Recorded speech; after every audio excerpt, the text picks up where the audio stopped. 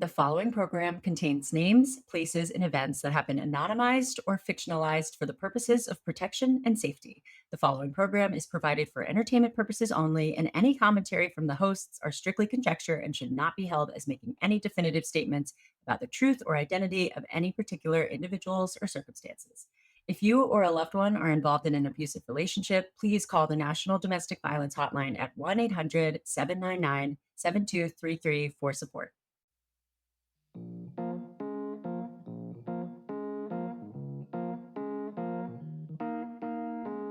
Happy Dating Detectives Monday! Happy Dating Detectives Month. Sorry, that's too much. You know what? Shut up. We gotta review a comment, and someone was like, unrelated to the episode, please never change your theme song. I love the theme song so much, which is so nice. But after you just sang that, I think we need to change it to that.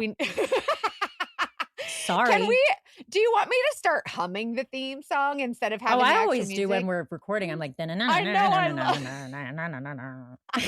That's so much better. And then we get to sing on top of it, Happy Dating Detective, all obnoxiously, and that'd be amazing. Yeah. This is like when people say, would you still love me if I was a worm? It's like, would you still love us if our theme song was us just going, Anyway. Can you imagine? Thank you guys for being here, despite the fact that we're a little bit kooky. We have a guest today. Yes. And it's a boy. Thank goodness. We love when men come tell their stories because this is not a man-hating show. We promise. It's just statistically a lot of the stories we get are men being buttheads. Yeah. So having a man come on and share his story just kind of opens up the lines of communication maybe, and maybe it'll plant a seed for someone else that maybe they have a story to share that they're afraid to. And so I just think it sets a good example. So I'm glad that he's here. So Daniel is going to share his story. We will definitely talk to him about that specifically. We have to shout out, and you'll hear on the episode, his wife is a listener who encouraged him to submit, and she is awesome. Her. That was the cutest thing ever. I love her so much. So thank you so much. The story is a doozy. You're going to love him. I mean, it's like, you're not going to love the dogfish. There's definitely some emotional abuse, some financial abuse. There is a death of a child we just wanted to let you know about because it's very hard. But the story is so important. And he's just one of those guys where you're like, you're so dependable. Like I can just tell how dependable of a dad and a husband he is now that he's in a healthy relationship. And took a long time to get there. 100%. So we're going to let him share his story. But before we do, as always, thank you so much for being here and listening to our show and supporting the Dating Detectives and allowing us to support you and allowing us to be a platform for you. So thank you for sharing your stories and sharing us on your socials. The community you guys have created is just amazing. So gratitude. Thank you so much. We do have a Patreon episode option. If you don't know, our Patreon gets you 2 bonus episodes a month. Plus we do book club sometimes. We chat more. We just have early access to merch and live streams and stuff. So that's $5 a month. And then if you don't want ads on any episode, you can do $9 a month. You get everything on Patreon plus ad-free listening. Yeah. Shall we give it over to Daniel? Yeah, let's get into it.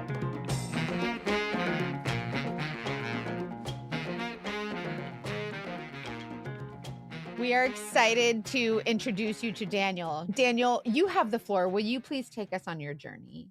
Sure thing. I will start at the beginning. I met my wife, Rachel, back in 1999.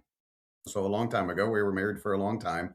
We actually worked together at a furniture place, and I had not been there very long. She worked in a different department than I did and had talked to her a few times on breaks and knew that she was a single mom, had 2 kids that were about 18 months old. And that's about the extent of what I knew other than just casual conversations. Single mom of 18-month-old twins? Twins, yes, 18-month-old twins. Oh, wow, okay. Good Lord. Yes. That's a lot. I had another friend that worked in the department with me, and Rachel and her friend that worked over there actually asked the 2 of us to go out on a double date one night. So I agreed to go. And like I said, I did not know a whole lot about Rachel other than the kids and casual conversations. I was a little bit excited about it because I was new here. I had just gotten an apartment. I'd moved out. I'd been living with friends for a while at the time. I had just turned 20. I didn't have a car, so I didn't get to get out much. It's very difficult to meet people. The four of us were the only ones at this place that were under, I'm going to say 50. So it helped with the odds. So I was excited to do so. And to be frank, being 20 and liking that sort of thing, I thought and assumed she was older than me and would be able to buy me beer. So that was just an added bonus. So we agreed and we went out and had a great time. I went with my friend. He had a car, so we picked them up and went out to dinner and went to kind of like a club afterwards and just had a good night. And I went home fairly uneventful after that. The next day was Saturday, and I was just at my apartment by myself. And it was in the evening and heard knocking at the door. This was before cell phones, not before cell phones, but before I had one. Not everybody had one. So just beating on the door, and I heard it, and it was one of Rachel's friends. And this was in the evening, probably 8 o'clock or so. Wait, the friend that you gone on the date with, or No. another friend? An entirely never different met? friend. Okay. And she introduced herself. She's like, "Hey, I'm Rachel's friend. Rachel's having a party at her apartment tonight. Want to know if you wanted to come?" I'm like, okay, sure. Well, it sounds like she really liked you if she sent her friend to hunt you down and bring you to Yes. the party. Yes, less than 24 hours later. So I got dressed and hopped in and went to a party at her house. And it was a small party. It wasn't a crazy wild party, maybe 6, 8 people, something like that over there. And we hit it off again. And I actually wound up staying the night over there after the party ended. And she took me home pretty early in the morning, probably around 6:30, maybe 7 o'clock in the morning. Oh my. We'd been up all night. So she took me home, did not think too much about it. And we'd made plans to see each other again. We saw each other a couple times and moved fast. She was fun. I had fun with her. I did discover that she was not old enough to buy me beer. As a matter of fact, she had just turned 18. Oh, she's just a baby. Yes, but I'm also just 20, so it's not a creepy or weird or anything. It was just a little bit of a Yeah. disappointment that I didn't have a new beer connection. I love this. Didn't you have all the 50-year-olds at the furniture store? Just ask them. Actually, yes, that was my beer connection. I just thought I had a less creepy one. I didn't have to have some 50-year-old drive me to the liquor store on Fridays. I'm done. I had my beer connections, and now I was seeing this woman that we hit it off, and she was fun, and it was easy and a good time. What I didn't know until a few weeks later, she had just gotten that apartment, probably a couple months before that first time we went out. She had moved out of her parents with her 2 babies, 18 months old, and the baby's father. They all moved into that apartment. Oh. He worked overnights. So that was when I came to her apartment. It was after he left for his night shift at work. What? Oh. Wait, but when did you find that out? It was at least a couple of weeks in, 2 or Oh, so 3 you- weeks. Yeah. How did you find that out? Oh. She had finally told me. I said something about coming over in the middle of the day because we saw each other during work. So it wasn't like we didn't speak. I think I had suggested something on the weekend or something to that effect. But then she's like, "Oh, yeah, he still lives with me." His name was Alex. And it's like, Alex still lives here, but he works overnight. And she had posed it as, this is just a convenience thing. We're not together. We're He works at separated, nights yeah. while I sleep. He's Of at home course. sleeping while I am away at work. But That's we're not common. together. Babies. That is very common for people to say that. Well, just naive or didn't care at the time. I was 20.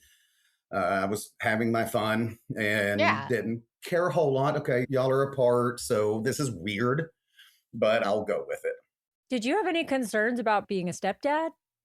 Or were you not even thinking that far? Yeah, because you're young.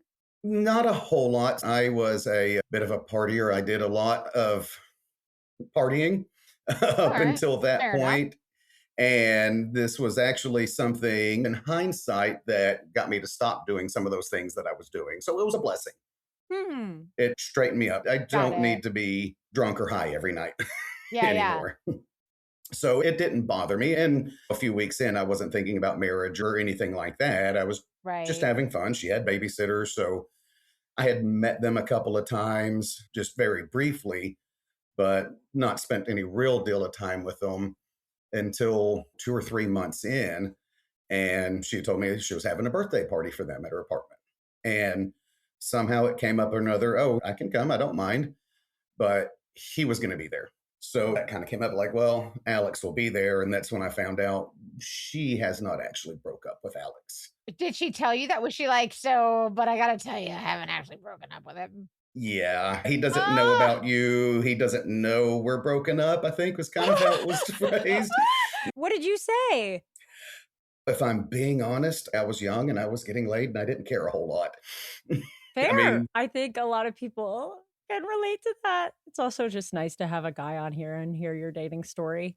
Yeah. A 20-year-old man. It's like, honestly. I want to know what's going on in y'all's brains. It's This makes very little. sense. To be honest, there's not a whole lot of things. It's not hard to figure out what it is. So you were like, all right, this is fine. Let's roll. I think she had spun it into, I've been planning on doing this for a long Sure, time. I just yeah. haven't yet, but I'm going to now. And it got contentious as you would expect it to be Sure. when she finally did. We're together for, let's say, 3 or so months, and she's finally going to break it off with him. So naturally, in his eyes, I'm the other man. I'm the homewrecker. I'm the one that ended this. So he just despised and loathed me.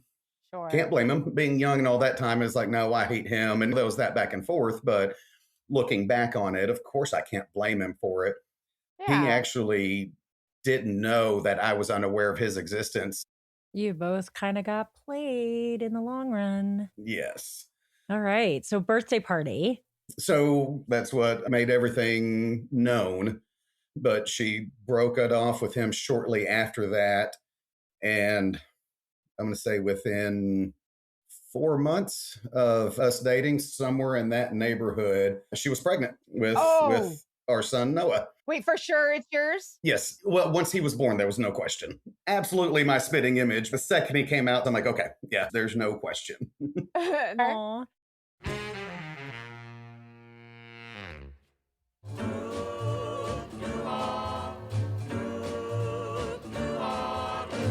Welcome to the Dating Debrief, a podcast about dating in the modern age. Anyone who has found someone in LA, I'm like, how, where, what app do I have to be on to find someone? Every season will follow one single through 13 first dates. I don't like to settle. I'd rather be alone forever than settle for less than I deserve. And after each one, we will sit down to spill the tea and sort the flags. Wait, I love the love triangle. You're like, stop, I can't have you both. Get ready for a season of gossip, After we had sex, he kind of fell off the face of the earth a little bit. chaos, because he just wanted to sleep with everyone else in LA, and a front row seat to real romance. I want love so badly, but I'm also so afraid of having it. And by pursuing emotionally unavailable people, I kind of know how it's going to end.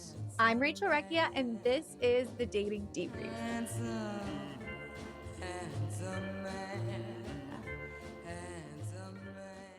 Delete Me makes it easy, quick, and safe to remove your personal data online at a time when surveillance and data breaches are common enough to make everyone vulnerable. Yes, even you. I'm a private investigator of 20 years, and when I tell you it's easier than ever to find personal information about people online, they can get your address, your phone number, your family members' names, and they can all be just hanging out all willy-willy on the internet machine. And it can have actual consequences in the real world and make everyone vulnerable. That's why I use and I recommend you use Delete Me.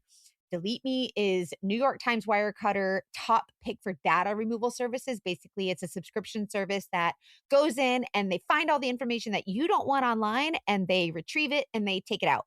Take control of your data. Keep your private life private by signing up for Delete Me. Now at a special discount for our listeners, get 20% off your Delete Me plan when you go to joindeleteme.com/datingdetectives and use promo code TDD at checkout. The only way to get 20% off is go to joindeleteme.com/datingdetectives and enter code TDD at checkout. That's joindeleteme.com/datingdetectives, code TDD. So you guys are happy about this? Surprised? So Scared? I was happy. Even at that age, I knew I wanted to have kids. So there was a little bit of fear, but I was happy. I was excited. And actually, she was going to break up with me just about a week before. She had left Alex. And the reason I found out, and this is another thing that'll help date the story, we had gone to Blockbuster to rent a movie. R.I.P. But I Blockbuster. told her I had a membership because it was close to my house. And while we're at the store, I'm like, hey, why don't we add your name to my account? So you come here, we'll get you your own card. And she started acting very strange about it. He's like, no, I don't want What? to do that. And we get back to the apartment and she revealed, well, I'm just not certain we're not going to be together. She didn't break it off, but that was her reason for not moving forward. But she didn't say why she didn't think you guys were moving forward. She just was like, I'm not feeling it. Yeah, for anybody that hasn't put the timeline together, she was 18 and had 2 kids that were getting close to being 2 years old. Yeah. She had those kids at 16. She got pregnant at 15. Right. She had been with that same person throughout. And she's like, hey, I don't want to just jump straight into something. And it was reasonable. I was caught off guard, but it was a reasonable thing to say. And we wound up not breaking up or anything that night. And then that was about probably within a week that we discovered that she was pregnant with Noah. Life comes at you fast. It does. And we moved in together. She moved into my apartment, and as ill-equipped as it was, because it was just me. So I had a 1-bedroom apartment. Her and the twins move in with me a few days later, and we got married before she was showing too much. Oh my goodness. Probably within 5 to 6 months of our first date. How's your family like her? If they didn't like her, they didn't let me know. They accepted her. My parents were thrilled to be grandparents. I'm the oldest child, so they were thrilled to become grandparents. So we were married, and then a few months later, we had Noah. And for the first few years of being married, I was a new father. I liked the fact that I had new responsibilities. I enjoyed fatherhood, had the twins, had Noah, and everything was pretty good. We got along very well. We were very young and had no money. Something to keep in mind. We both worked at this furniture place. We had no money whatsoever. Eventually, right before or right after Noah was born, we had bought our first house, a very, very, very small house. It was about 10 square feet bigger than the apartment that we moved out of. But it was and we struggled with that. And even back then, with a mortgage payment of $514 a month, we struggled. It was 3 bedrooms, 1 bath. By the way, do the math, 5 people in 1 bath. Once kids get out of diapers, does not work very well. That's so hard. Yes. We were in that house probably 4 or 5 years and got to the point where we couldn't afford it because I think the taxes and the insurance goes up with time, and our payment had reached just what we thought was an astronomical $700 a month by one point. And we more or less walked away from the house and allowed it to get foreclosed on us. Oh, wow. Where did you go? Where'd you move into? We moved into a rental house. Okay. And we would stay in rental houses for a very long time from that point on. Those first couple of years, I didn't see it. After 3-4 years or so, kind of realized, she's more open, she's more developing, and she's turning it into adult, in all fairness, too. She was a teenager when we met and got married. She normally creates a very tense environment. She communicates through yelling. And that wasn't always the grew to that. Yes, she grew into it. To be fair, that's the only mode of communication I know. That's the only volume I know is yelling. You know you're yelling, though. You're just like, hi, and it happens to be loud. That tracks. There's that, and there are different degrees of yelling, though. And this was more of a scream. It was I can't talk to you. I have to scream and berate, and it was how she dealt with children. It's how we communicated. And I am pretty easygoing for the most part. I have very thick skin. Shit rolls right off my back. I tend not to care much.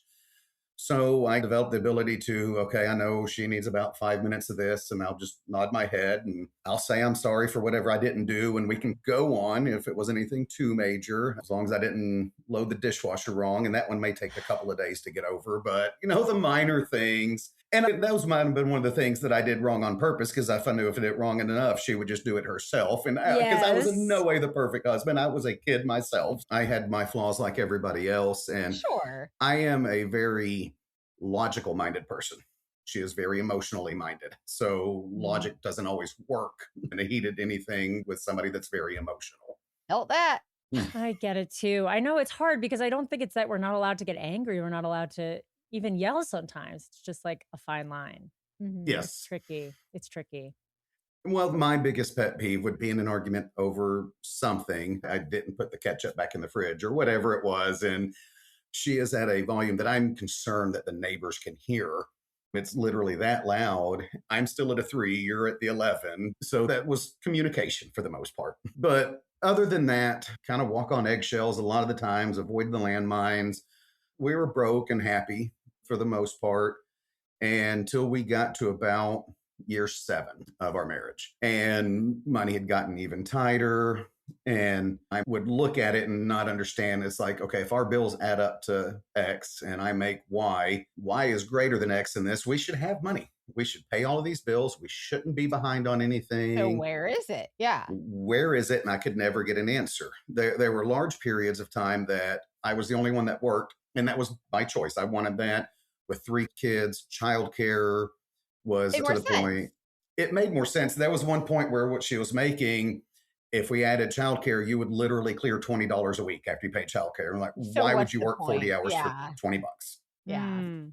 But around that year 7, I had changed careers, actually became a plumber and was making okay money and decided to venture out on my own and open up my own company. Nice. Our landlord was a businessman and an investor, and I talked to him and got him to invest some of the startup money for me so I could buy some equipment, a truck, and do a little bit of advertising. And the problem that happened was I have impeccable timing, and I did this around 2008. And I don't know if that'll stand out for you, but that was during the housing crash. Oh, yeah. And I was doing new houses. I started my business right before that. So I stayed in business for less than a year with I'm no so work coming sorry. in. Money became tight. I went back to work. Now I've got to pay off this business loan while I'm doing this. The kids are in school, so we're both working, but we're still staying broke constantly. And this was also about the time that MySpace was out and popular. Oh, God. Yes. And she was absolutely obsessed with MySpace and was on Because it. you got to pick your top 8. Duh. Yes, and build your own backgrounds and all of We this. all learned HTML code. It was legit. Yes, she was all about it. It was shortly after this time period that she actually came to me and told me she wanted to separate. Oh gosh. Not divorce. We're at year 7, year 8, somewhere in that neighborhood. She tells me she doesn't want a divorce, but she wants to separate. And I start asking her why, because I'm not in that mindset. It hadn't occurred to me. Hey, things are tough, but we're a family and all of this. Yeah. And she tells me it was the stress of the money situation, and she just couldn't deal with the stress anymore. We'd actually filed bankruptcy a while back. It didn't affect that business loan, but it was everything else. We had some debt, some back rent payments and credit cards and stuff like that. And she just couldn't handle the stress. We discussed it. I'm like, are you seeing somebody else? Are you wanting to see other people? And she assured, no, this has nothing to do with that. I'm not dating. We're not getting divorced. I just need some time. So what was her plan? Move in with her parents? No, she doesn't have the best relationship with her parents, but she has an aunt that lives by, and she didn't have a plan, to be honest. I kind of like, okay, maybe you should go live with your aunt. But around this time period, because this all takes a few weeks, I'm trying to talk her out of it, trying to figure out what she can do, where can she live, where can I live, all of this stuff. And she had left one day and left the computer open, and I saw that she'd been talking to a guy on MySpace. Oh no. A MySpace man. Do you remember what you saw? I remember some of the pretty typical good morning beautiful and stuff like that, the typical stuff a guy's texting somebody. How long had they been talking? I didn't know well enough how to go back and look through the history. I just saw current things and I knew. I confronted her about it and she, oh no, this is a friend I had in high school. We're just chatting. It's nothing in the world. It's blah, blah, blah. Your men tuition. Yeah, and I don't believe her, but I am also somebody that needs concrete proof. So we separate. She moves in with her aunt and the 2 oldest, the twins, and myself and Noah actually move into a cousin's house temporarily. When we did so, I separated everything. She worked, but I made more money. We had the debt for the back rent payments that we had not paid, some utilities, and then we had a bankruptcy payment. So anybody that's never been in bankruptcy, the one we filed, the way it works is they don't erase your debt, they consolidate it all. So when we make that payment every month, you come out and your credit's better and all of that stuff. You don't do it, you get in trouble and your credit's going to be screwed for the next 10 years of your life. So that payment was only $250 a month. And that included her car and everything else and gets us out of trouble in about 3 more years. Said, if you will take that, I will pay off the $15,000 left on this business loan, the everything, about $30,000 worth of stuff in general. And she agreed to it. And I just made her promise me, whatever you do, don't miss this. A, you won't have a car because they'll repo it. And B, our credit is just screwed. She's going to move into her aunt's house where she has no bills. She doesn't have to pay for anything in the world other than this $250-ish. And Noah's 7, you said? It's been 7 years? Yeah, he's close to 7. Okay, and the twins would be like Be about 9. And she goes and lives there, and there's no divorce, so there's no custody or anything like that. But Noah lives with me full time. He'll go over there every now and then. The twins are coming and staying with me on occasional weekends and a couple of weeknights. On average, I would have them at least 2 or 3 nights a week. And she would have Noah a little bit less often, but would have him. Well, it's only about 3 months into the separation and her car gets repoed. Ugh. Because the one bill I left her, she couldn't pay. even pay. Oh my God. $250 a month? Yes. Oh no. And she didn't tell you. Not until the car got repoed. She had already missed a couple of payments by the time we had separated, and I didn't know because she did pay the bills. And that was the agreement I'd said earlier that she didn't work for part. She was here, but before she didn't work. So that was the agreement because working construction work and I worked long hours, and it was like, hey, you're home during the day if you will handle the actual paying of the bills. And I'll deposit my checks every Friday. You pay the bills. And that was just the distribution. Right. And so it just stuck even after she worked. Because even once she did start working, she didn't work the hours I did. Because I would sometimes work 2 jobs at a time to try to get extra money to put in the bank and to get ahead. Yeah.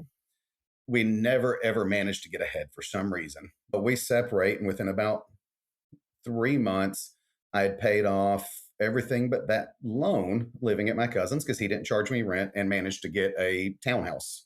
I actually start getting suspicious that she is seeing people during this. And I'll admit I would drive by her aunt's house in the middle of the night. Research, Daniel. That's called research. I like that much better. I did some research during this period. And the problem was it was what cars are not at the house. And it would be hers more often than not. Oh, no. Even on nights where she had the kids, her car wouldn't be there. Yeah, don't like that. And now her aunt was there. She wasn't abandoning, but she wasn't there. Now, this is also the same person that during the daytime or when talking to other people, oh, I want quality time with my children. I spend all this time, but then when she has it, she doesn't.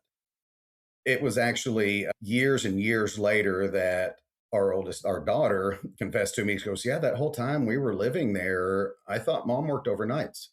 She said she'd be there, she'd tuck us in, and then she would go and she'd be up in time to wake us up for school. She did not work overnight, spoiler. Gosh, bad. So this separation, keep in mind, is not about seeing people. It's about stress. It's about money. It's this and that because we're talking and she's pretending like we're trying to work on things, or she doesn't want to see me right now. It's like, hey, can we go out on a date night? And no, I'm not there yet is what I would hear and stuff like that. But we were speaking. It wasn't bitter. I wasn't like, I hate you or any of this kind of stuff. You were giving her what she asked for, space and time. And I would go and I would be over there and hang out there at her aunt's house with her. And I'd get a chance and I'd go like snoop through her car. And I remember the first thing I found was a mix CD. Oh, we know what that means. Hubba hubba. Yeah. And the songs were written. There was zero question that a man made this CD for her. Oh, no, I don't like it.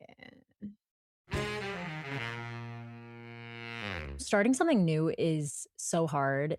It's terrifying too. Just so much work goes into whatever it is that you're trying to build, and you're not sure if it's going to work out. If any of you have started a business, maybe started a podcast, I bet you understand what I'm talking about. What if no one listens? What if we fail? What if nobody buys anything? I really genuinely think that one thing that makes it easier is a partner like Shopify on your side to help you get started. Shopify is the commerce platform behind millions of businesses around the world and 10% of all e-commerce business in the US. There are household names like Alo Yoga, Allbirds, Thrive Cosmetics, Mattel, Heinz, Skims, Rare Beauty. Like, so many big names use Shopify, but you can use it too. You get started with your own design studio. There's hundreds of ready to use templates, and Shopify helps you like make your online store very accessible, beautiful, match your brand style, and easy on the back end as well. If you're like me, you don't really know how coding works and you don't want to. So this makes it better. It's very easy to create marketing materials. Shopify has world-class experts in everything from managing inventory to shipping to processing returns. And Shopify helps you find your customers with easy to run email and social media campaigns. Another big thing, which I feel like is not common today with online platforms, Shopify has 24/7 customer support. So if you're thinking about starting a business, or maybe you've started and it's just not as easy as you want it to be, I suggest Shopify. It really, really makes it easy. It's time to turn those what ifs into with Shopify today. Sign up for your $1 per month trial today at shopify.com/dating detectives. Go to shopify.com/dating detectives. That's shopify.com/dating detectives. The change in the seasons makes me want to declutter and get organized. You ever heard of spring cleaning? You can actually connect that to your finances, and Monarch Money can help you stay on track with your financial spring cleaning and your money goals. So basically, you can let Monarch do it for you. So Monarch is a dashboard that gets your entire financial life organized with no clutter, no mess, no scattered logins, just all your accounts, investments, properties, and more all in one place. So you can kind of monitor like your bank accounts, and it'll send you an email or an update, and it'll say this just deposited into your account, or this is an unusual new transaction, and it'll help you just put everything together. Let Monarch do your financial spring cleaning for you. One dashboard that gets your entire financial life organized. No more clutter, no more mess, no more scattered logins, just accounts, investments, property, and more all in one place. Get your first year of Monarch for half off, just $50 with promo code DATING. Use code DATING at monarch.com to get your first year half off at just $50. That's 50% off your first year at monarch.com with code DATING. I confront her about it, and she said, "Oh, a friend of mine gave that to me," or something to that effect. A few days later, I find her go bag in the trunk, her bag with her clothes and her makeup and all this. And I'm like, "Why do you have a duffel bag in the trunk?" She goes, "Oh, that's for when I go to the gym." She has no gym membership. But little things like that, until we're probably 5 or so months into the separation. And we'd had the discussion, hey, if we know we're not getting back together at this point, I'm thinking about filing divorce and everything. And we have the discussion like, look, if either of us starts dating somebody, let's both promise we're not introducing them to our kids anytime soon whatsoever. Yeah, Like, like I let's make it feel, reasonable.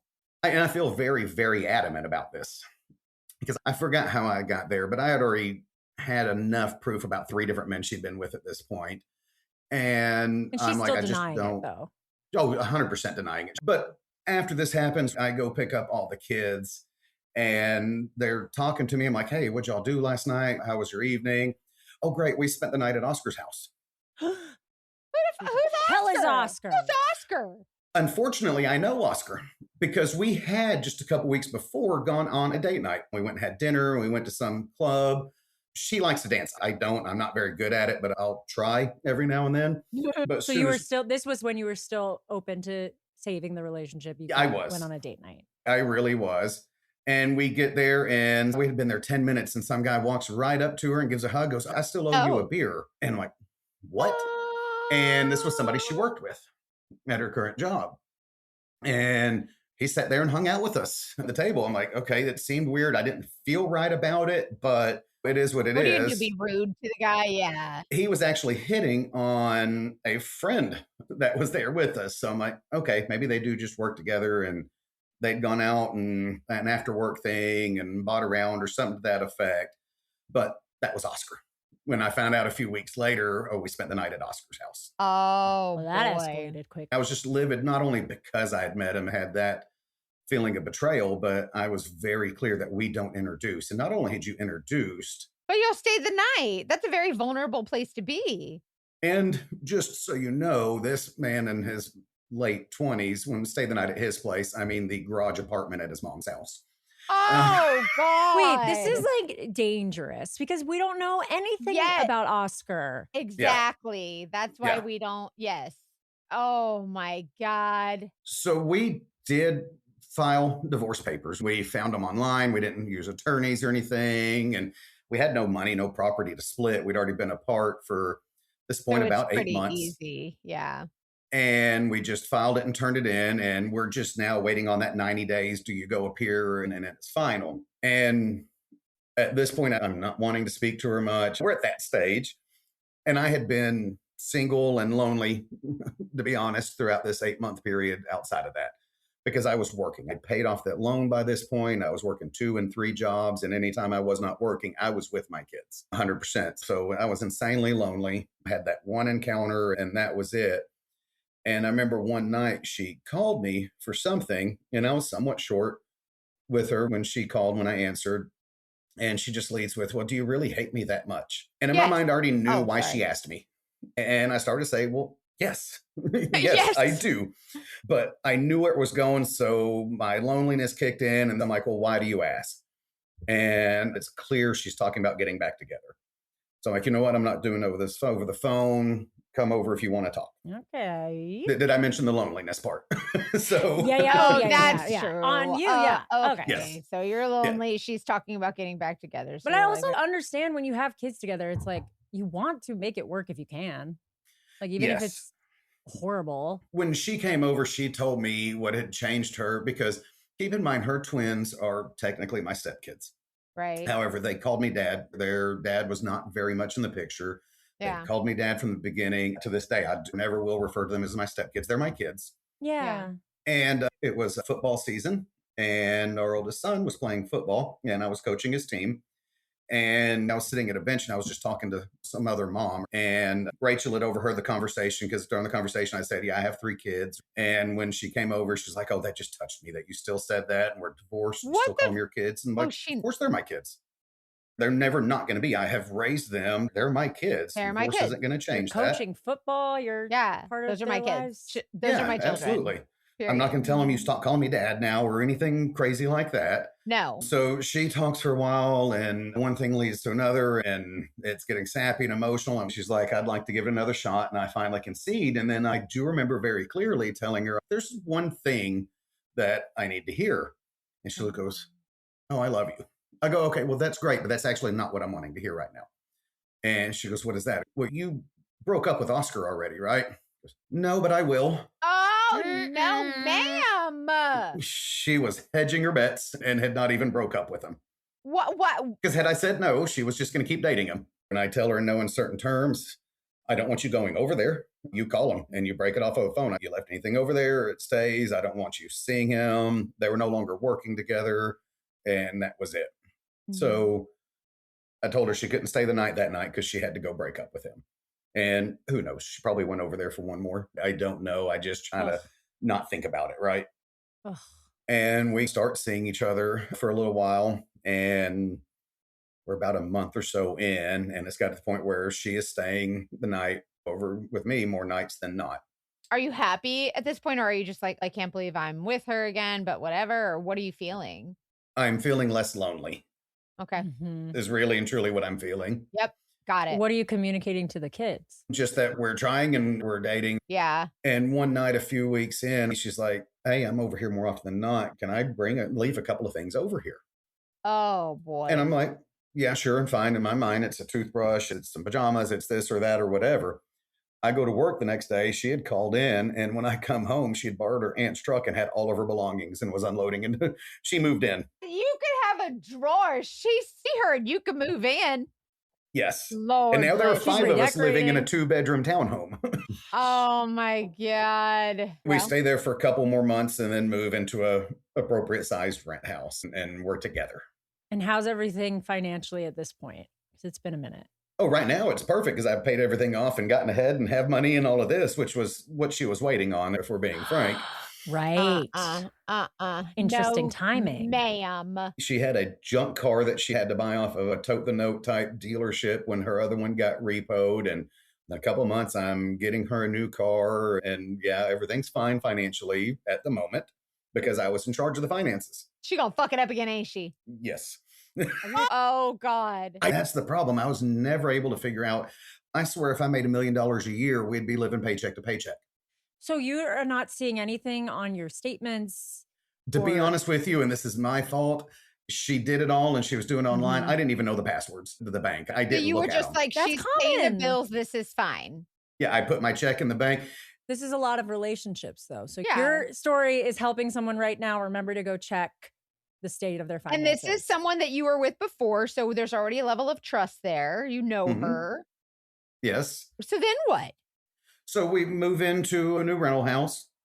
And for a while, it's the honeymoon phase all over again.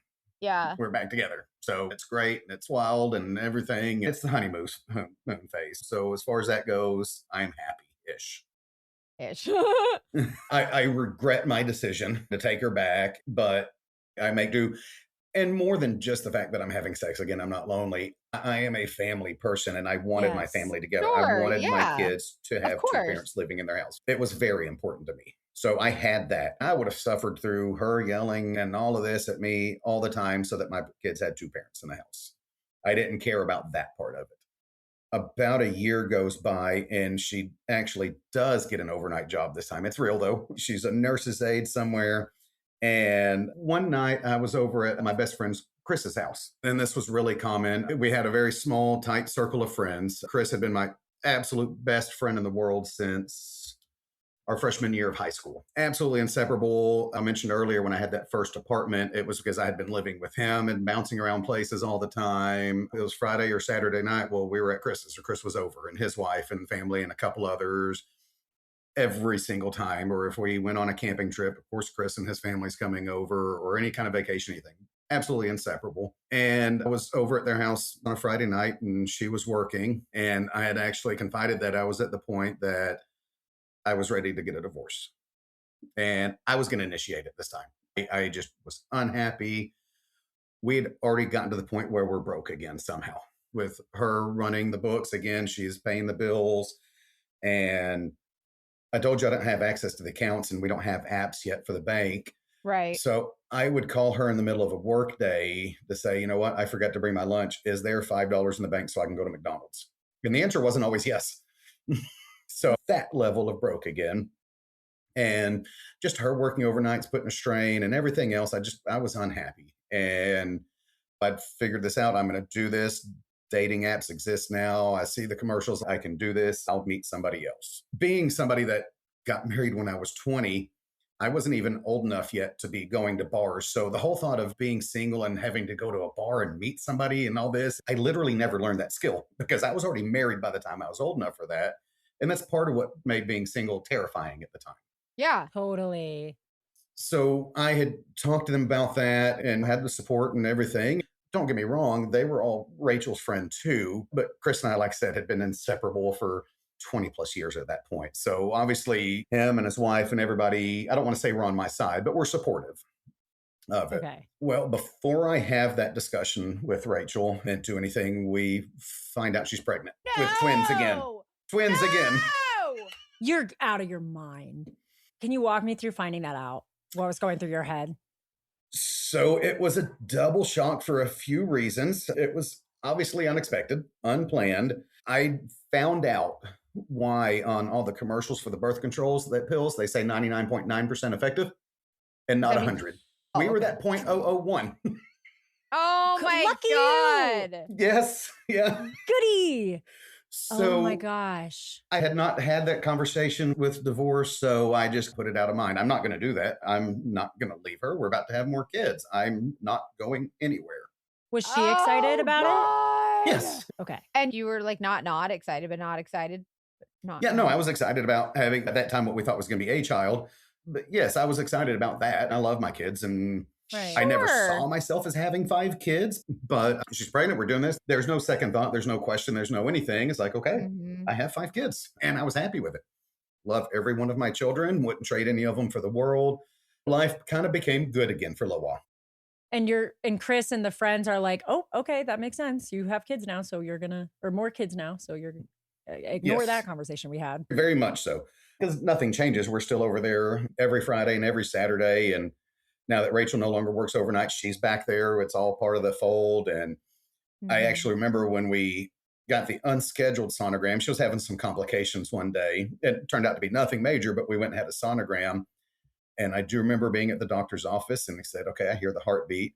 And I jokingly said, great, just so long as you tell me it's only one. And he goes, yes, don't worry, it's only one. And then he pauses and he goes, oh. And then there's the longest 10-second pause you've ever experienced in your life. He goes, I'm sorry, there's two.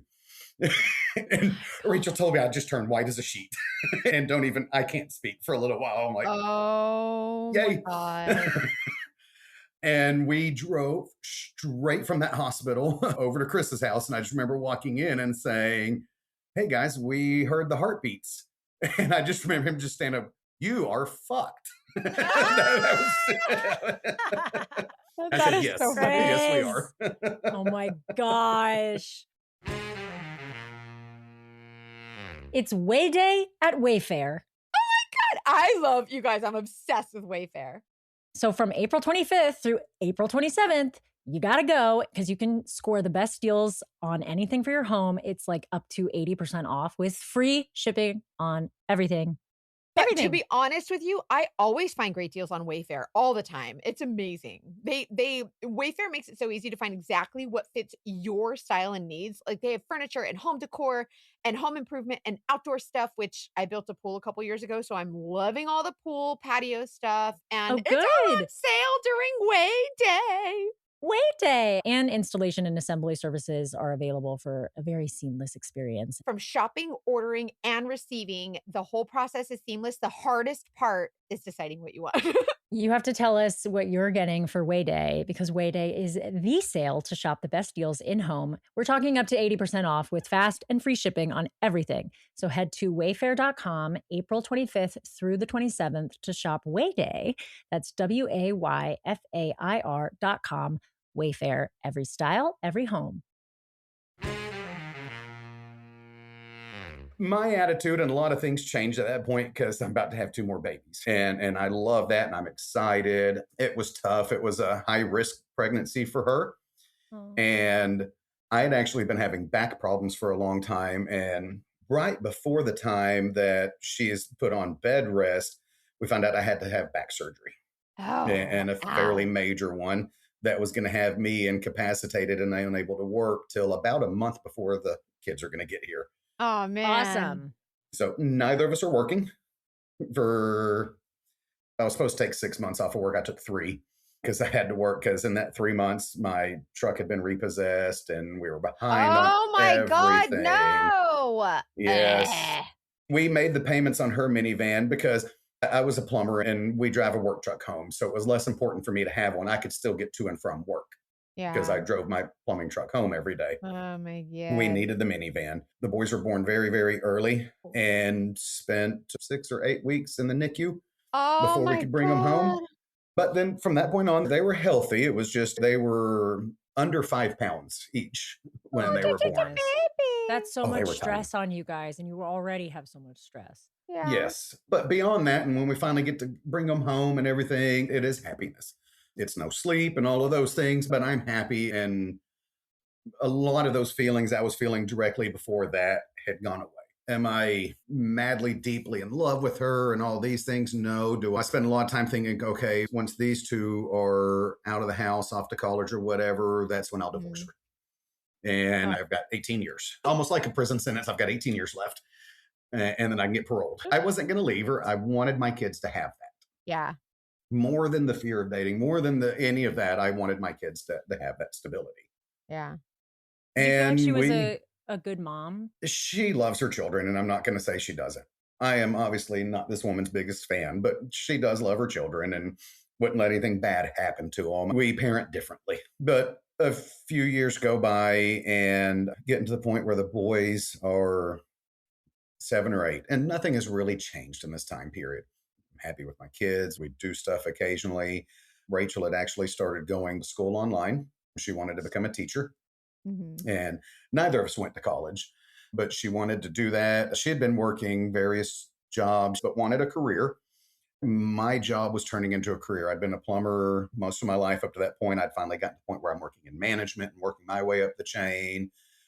So in my mind, okay, money's about to get a lot better. I'm about to start making manager money, and she's going to get a teacher position and move on up. And we know teachers don't make the most money in the world or even enough, but compared to what had been before, I'm It doing can the be math more and saying, stable. It's a good Right. schedule for yes. And, kids. and add what I make and what a teacher should make. I'm like, okay, with this will be more money than we've ever made collectively. Right. We actually buy a house. And this was the first time since that first one we bought when I was 21 and she was 19.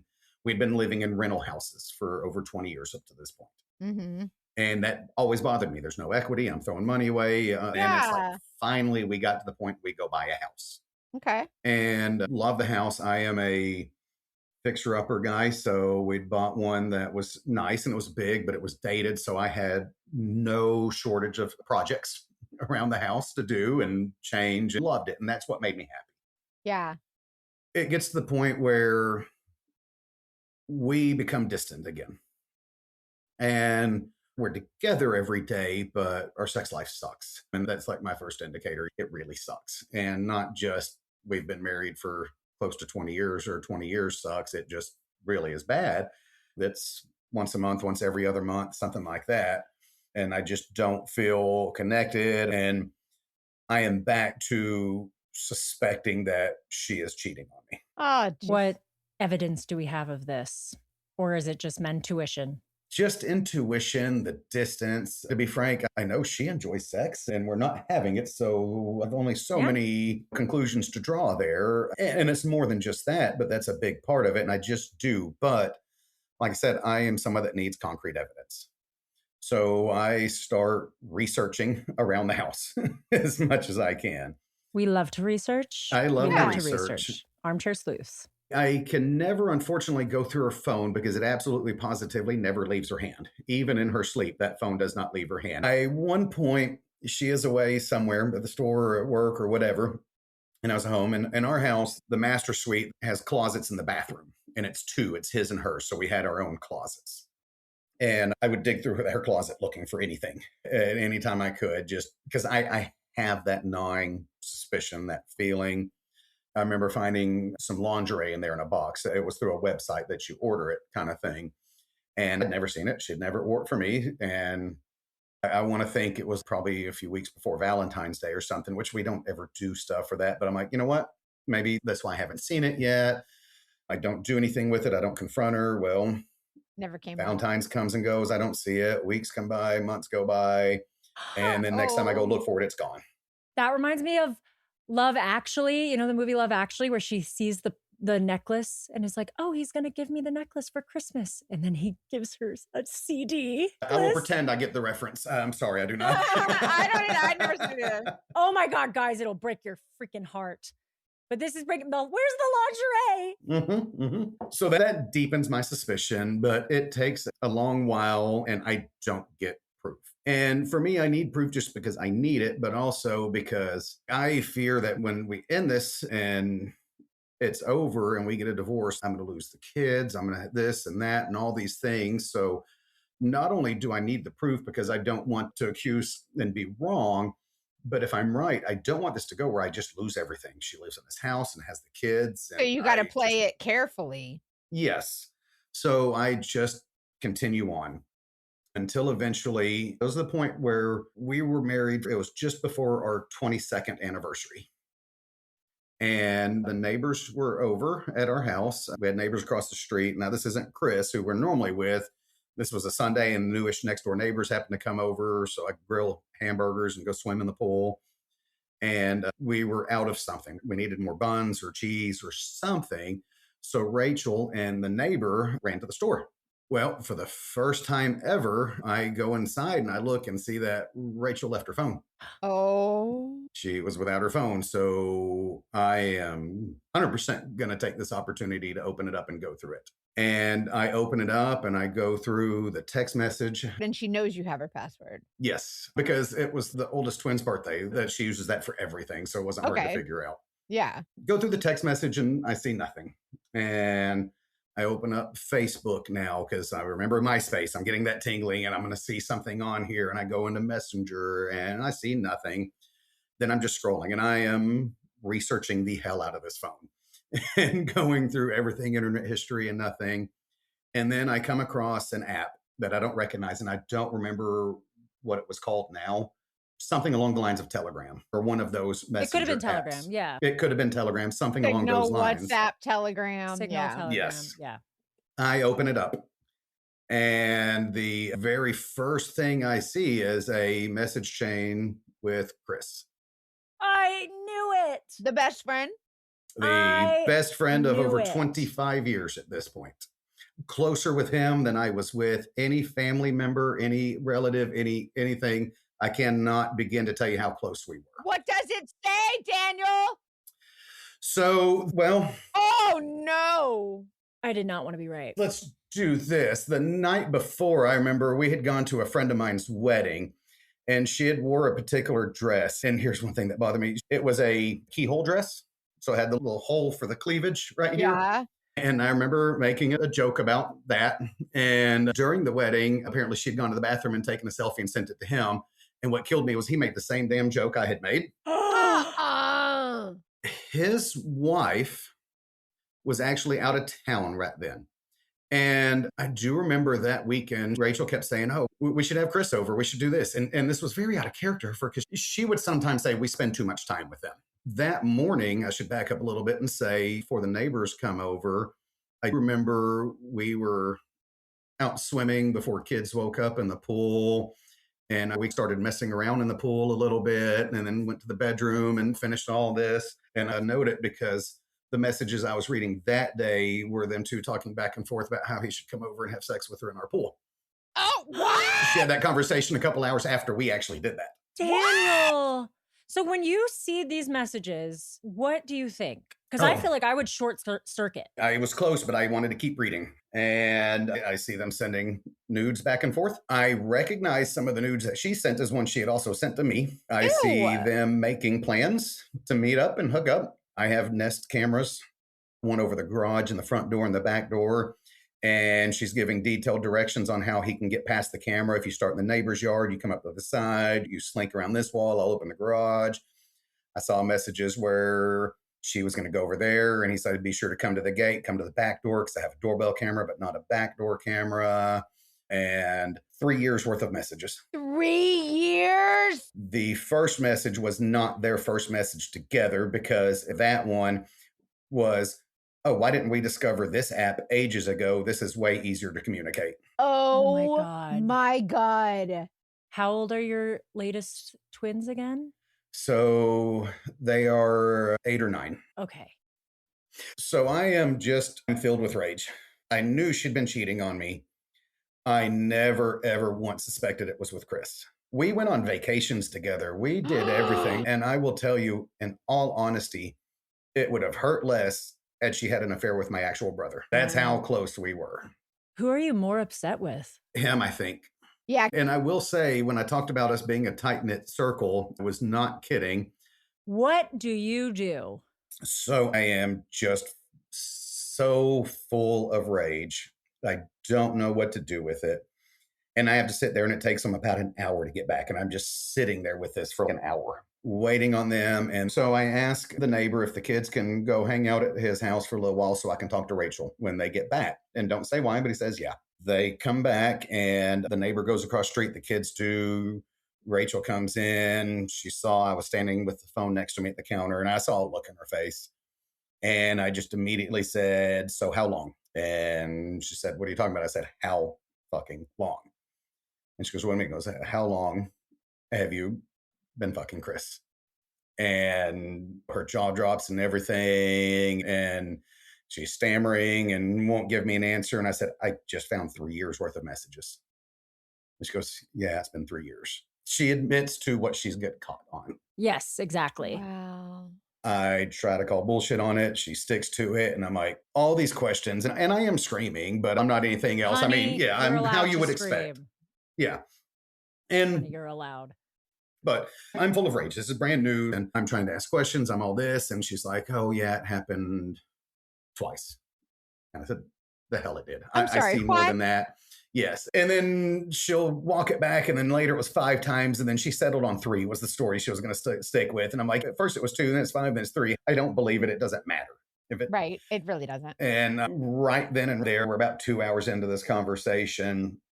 And I tell her to get your shit and get out of the house. And I gave her about 5 minutes to collect some clothes. And I said, go to your aunt's house, do something. I don't care what you Get do, the where you fuck go. out.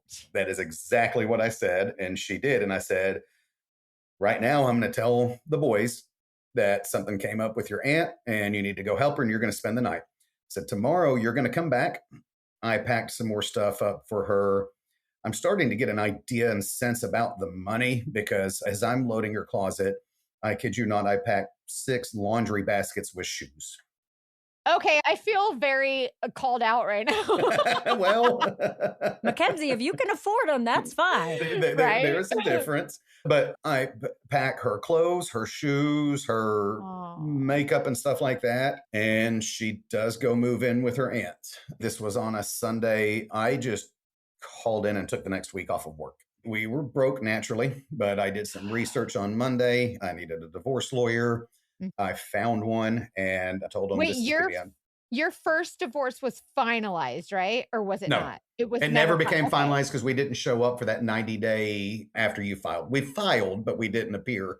Gotcha. I'm not going to do that this time around. We actually own a house now. There's going to be custody of Yeah. the kids and all this. So I find one.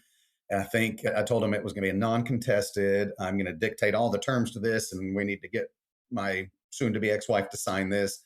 How much is it? And they told me it was like $2,500 retainer. Like a lawyer, they wouldn't give me a price, but I called my dad and said, I don't like borrowing money. I really and truly don't. But I explained to him. He met me within an hour with the money. And dude, call Chris. Be like, excuse me, you owe me at the very least. Yeah. Actually, I Just never kidding. called Chris. Really? I thought about it, and I thought about calling Chris's wife because she's a friend of mine. And we maintained a friendship throughout the time. She was out of town at a family reunion, out of state. And I was on the fence. Do I call? I don't want to call her and ruin her trip. I also don't want her to not know, and so on and so forth. I got talked out of calling her, and she found out by the time she got back. But I didn't call him. I didn't confront him because it wasn't going to end well. How did she find out? He told her a half truth and half the story. She never reached out. I'd given word through others like, hey, I want to talk to her. She's still my friend. I want to fill her in. I want to do all this. It was just clear that she didn't want to. She accepted whatever, and they are still married. Wow. This is 5 years later. They moved out of state. She made him quit his job, be a stay-at-home dad, wasn't allowed social media, wasn't this, wasn't that. And then they eventually packed up and moved out of state. He actually sent me a very, very long apologetic text about 6 months later. It took that long. The thing is, at least he apologized. Rachel had still yet to do so. Well, she wasn't sorry. There was no apology They're ever. sorry they got yeah. Well, so here's the thing. After a few weeks, I've already filed this, and I told her, said, we're getting divorced. I'm keeping the house. I'm going to have full custody. Said, you'll have on paper the every other weekend kind of typical. I said, I'm not going to hold you to that. You can have them more often. We'll do shared back and forth, but I want on paper that I have custody. Yeah. There's no child support due. I will keep their insurance on them. I will pay for everything. I'm already making considerably better money, better money than I had ever made up to that point. Yep. And this is how it's going to go. And at first she's like, why would I ever agree to that? And all that. But some back and forth. And I just said, this is how it's going to go, period. And on most all divorce papers, it says reasons for divorce is irreconcilable differences. I had them put infidelity on there. I had them write it on there. Infidelity. Yep. Yep. And it mentioned it was her. 100%. I said, it's going to be on there. A couple weeks goes by and she writes me some long letter, and it was almost an apology without actually uttering the words, I'm sorry, and how much she fucked up and this and that and all of this. A lot. And she wouldn't blame me for never talking to her and hating her and all this stuff. And at the end of it, she phrased it, if one of these nights you get lonely, feel free to hit me up. I'm sorry. Gross. What? Yep. Gross. Almost verbatim. That actually fucked with my head. That actually fucked with my head a little bit because I knew there would be lonely. I would this and I would that. You've had that before. I had that before. And I will tell you now that part of me was excited about going out there and dating and doing all these things. I've never really done that. I've never got to date, but also That was a lack of self-confidence. The last first date I had was in 1999 at this point, and we're in the year 2022. And I Yeah. had not been on a first date since 1999. The other thing, to be honest, I wanted to lose weight. I had a goal in my mind. If I lose weight, I'll be more attractive. I'll find somebody quicker. I'll find it easier, whatever it is. I just knew it would boost my confidence. So I was like, okay, I need to do that. I had a number I wanted to lose, and that was weighing on me. And then she started getting wishy-washy about what she was going to sign. So I kind of let her back into my life a little bit, let her come over. But in her mind, I was giving us a second chance. Truth be told, I manipulated the situation and got my way. I got everything in the divorce. I got the house, I got the kids, I got everything. She had the clothes she walked out the door with and lived with her aunt, and that was it. And I feel no guilt or remorse about that whatsoever. It was like for your kids, a lot of that. Like Yeah. your Yes. Well, For and if I'd left her the house, it family. would have been foreclosed on within 6 months anyway. Right. Because of all the shoes she got. And that's when I find out in that same brief period. Keep in mind, I have no passwords to anything. I don't have the bank. I don't have anything. Obviously, I open up a new bank account. I start logging in. I log into the mortgage company because it's like, okay, it's about time to be due. We owe the mortgage company $18,000. That she, because her shoes? She hadn't made a payment in 7 months. Oh my, oh God. Wait, 7 months. She hadn't made a payment in 7 months. And this is how long after you found out about the affair? Weeks. Oh, okay. So it was just not paying. Nope. Cool. And like I said, part of my fault in this is not following up. That there were periods on that I'd get the phone call from the mortgage company. I'm like, hey, what? And it's spam, so you don't answer. You just, who it's from, the voicemail. And I'd say, well, what's going on with this? And she, oh, it was this or was that. I'm like, are we current? Because of course we're current. I made the last one 2 days late. That's why they call, blah, blah, blah. But we're current. She'd been telling me we were current. Wow. Oh my God. Most of that period was during COVID. And that's the only reason they didn't foreclose on the house, because they weren't allowed to foreclose on people during COVID. Uh-huh. Wow. I worked Wow, all wow, through wow. COVID, just so you know. I worked the entire time, so I didn't miss a single paycheck. I had to, at that point, file what was called a forbearance. So they took that $18,000, tacked it on the end of the note, and I could just start making my payments going forward. And that's the only reason we got to stay. Oh my God. She had been telling me the whole time that that was good, and that wasn't. And I confronted her with that. And I'm like, what the hell? You told me it was current. And she's like, oh, I know. I have a problem. I shop on Amazon too much. And I'm like, okay, you shop on Amazon too much. What are you buying? What have you bought that's worth $18,000 in the past? I see Amazon here every day, yes, but it's We normally don't small know, stuff. Daniel. We have Amazonnesia.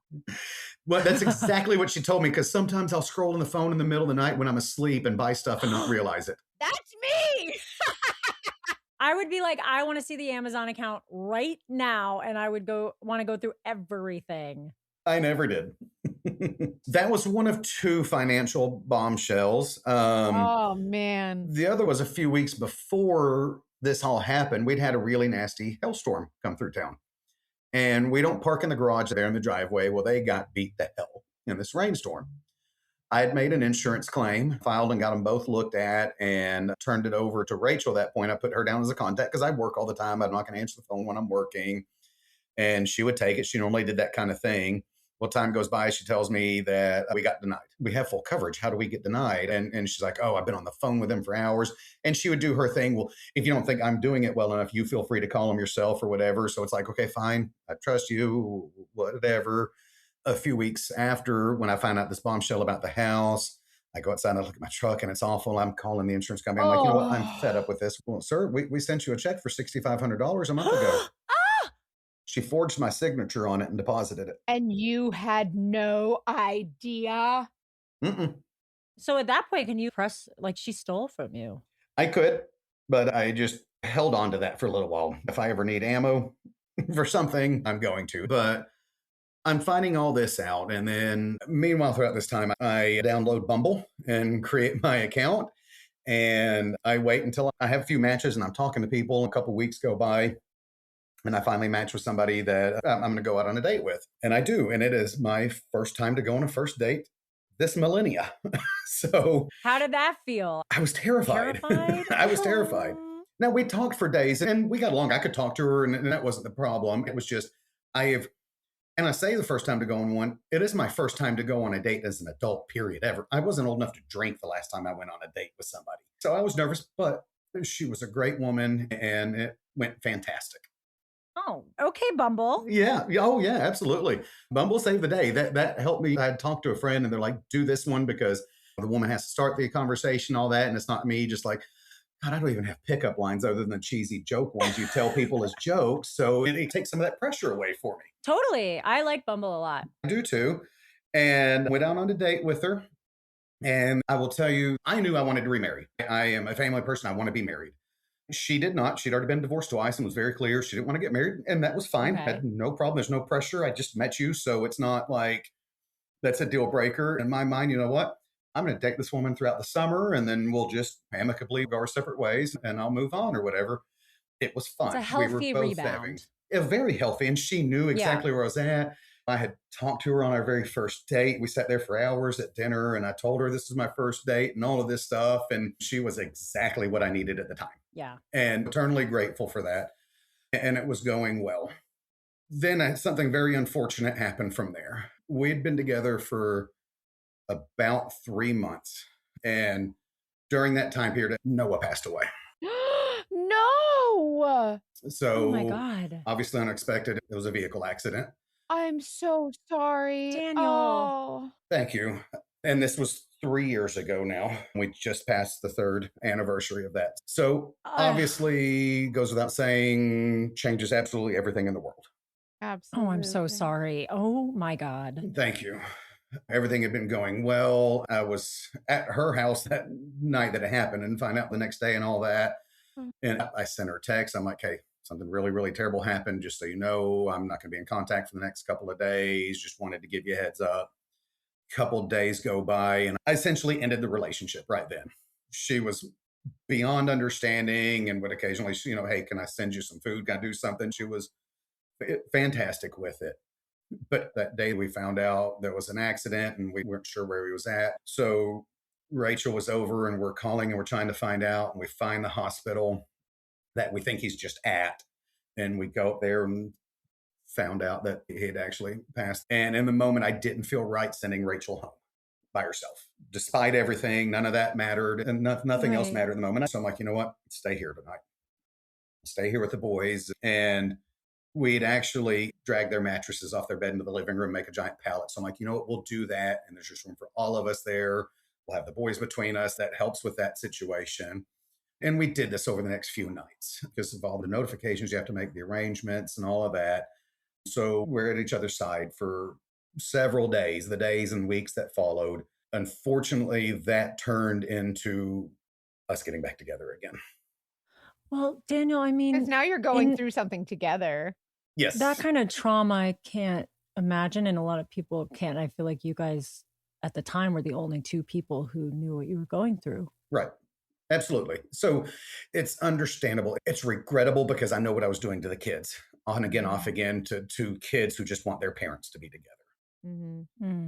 But it turned into another one of those. I knew this was a mistake when it was happened, but we were there for each other. It was there was a comfort level to it. There was all of those You things. both understood, and no one else was going to understand what you guys were going through together.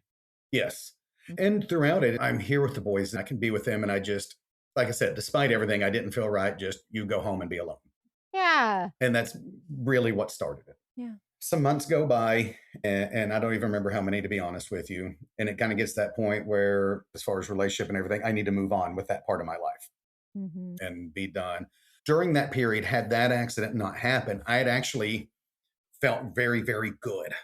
I knew this wasn't the woman I was going to be with forever, but I felt good. And in my mind, I knew I was not going back to Rachel, come hell or high water. There's nothing in the world. I felt good about that. I knew I was done with her forever. Obviously, you can't foresee this, and this changes it.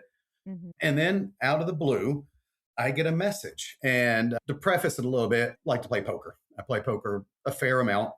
And I have got a buddy. I've had to form all new friends now because in the divorce, I lost my entire circle of friends.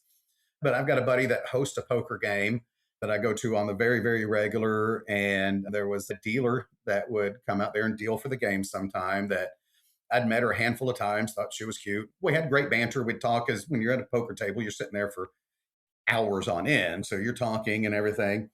Well, out of nowhere, she actually texted me and asked me if I was going to be at a particular game on Monday night. And it's a game that I go to. It wasn't that game, but it was a different one that I go to almost every Monday. And I'm like, yeah, as a matter of fact, I am. And she goes, oh, well, cool. I'm going to be there and we'll finally get to hang out when I'm not working. And I'm like, oh, this woman's actually asking me. She's pursuing me. Aw, I And love that. I did too. It just was this great feeling because that's never happened to me. I'd always been married. So this is unique. This is It's new, cool. yeah. I really like it. And we went to that poker game and it was a weeknight game. So it's one that probably ends at 10 o'clock and it happens to be at a bar. And we wound up staying at that bar and talking till we closed the bar out and How hit it off and thought it fun. was great. So the very next day, I broke up with Rachel for the final time. Well, because now you're confident. Once you realize that you are wantable, then it's easy to let go of what you had because you feel for so long that, oh, no one's ever going to want me again. But once you see that it's possible, then it's easier to let go. Absolutely. Absolutely. Yeah. And it was honestly a feeling I had never felt. Yeah, I get that. Totally get How did that. it go breaking it off with Rachel? So it took a week to do. I told her, and then she's like, oh, let's come back tomorrow. And it was, I think, Friday, I go back out with the poker dealer again. And she had to call me. Rachel did because one of the kids was not feeling well and she needed some medicine from Walgreens. Well, Rachel never has money for anything in the world. So it was some of the But symbols she got I had to buy it. shoes. Oh, No, Yes, she had on every shoes. occasion. Shoes, but not medicine for the kids. And I'm on this date, but it's getting close to being over. This is our first actual date. We'd just gone out to dinner and I took her home. So I went to Walgreens and I drop it off at Rachel's house and then leave and go home. The next morning, I come over to end it for final. And she's like, I know you're seeing somebody. You're wearing your date shirt. And I'm like, Daniel, you You're have a like, date shirt. I okay. should have known. apparently, I love it.